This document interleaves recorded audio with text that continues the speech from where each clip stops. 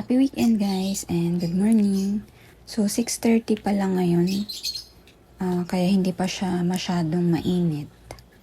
So ano-ano nga ba ang succulent na pwede ka agad isabak sa rain or shine and very good for beginners.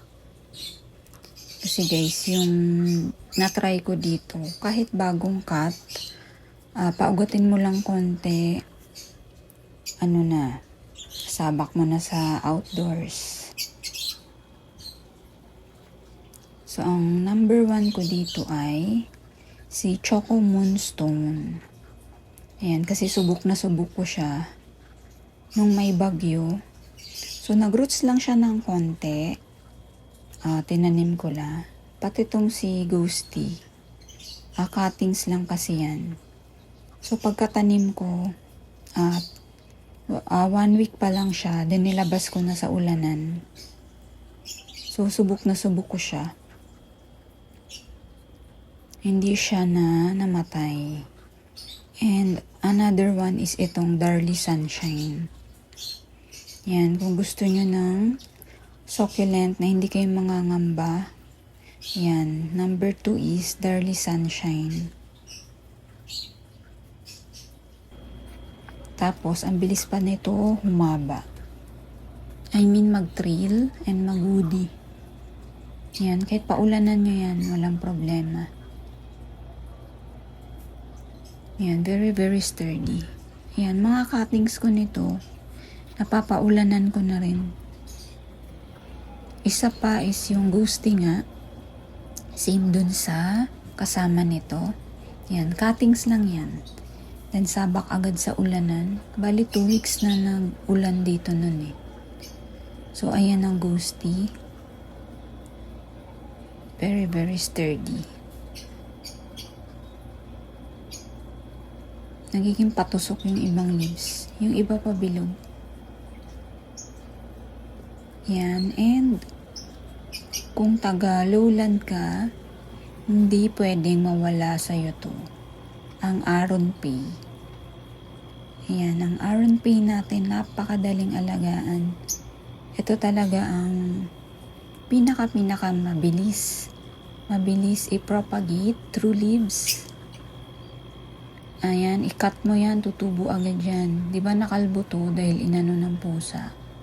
Ayan, tignan nyo gaano kalash. Bumilis yung paglaki niya nung nag-uulan. Yan si Aron P. Basta i-ano nyo outdoor kasi pag medyo shaded to, iba yung color niya. Maputla. Yan ang ating Aron P. Ang mga leaf propa nito, grabe din guys, ang bilis.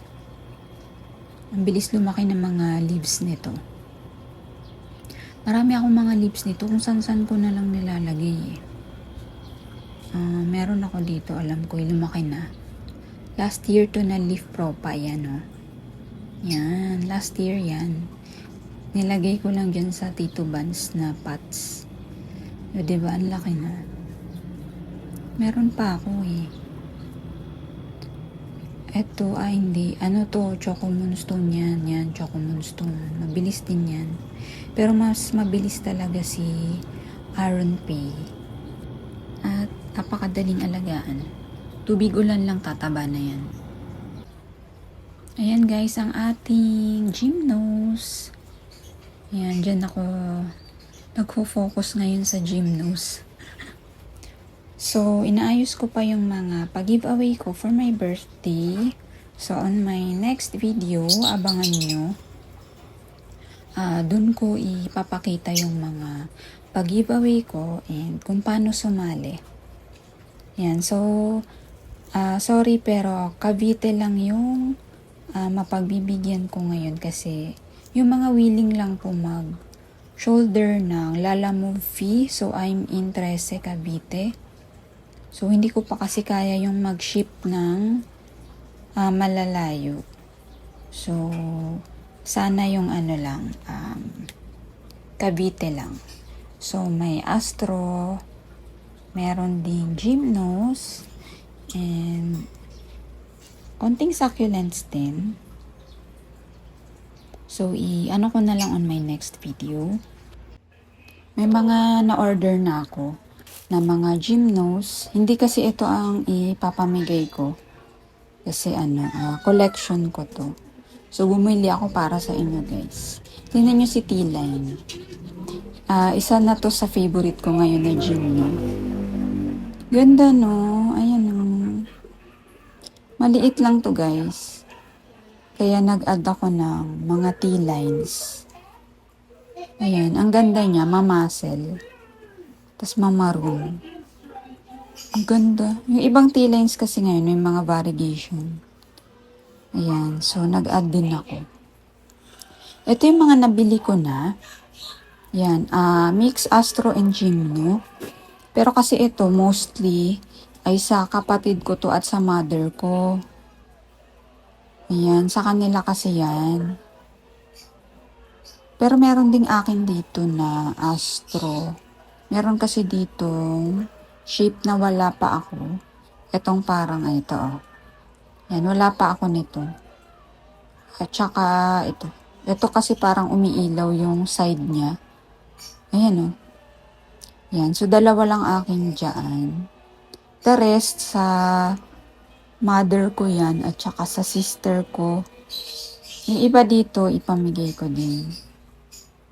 Yan, sa mother and sister ko yan.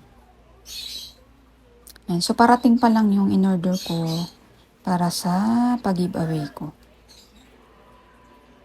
Yan, so happy weekend guys. And Monday na naman tomorrow. Ayan si Root Beer. Ayan si LB. Favorite ko yan ngayon. Bye!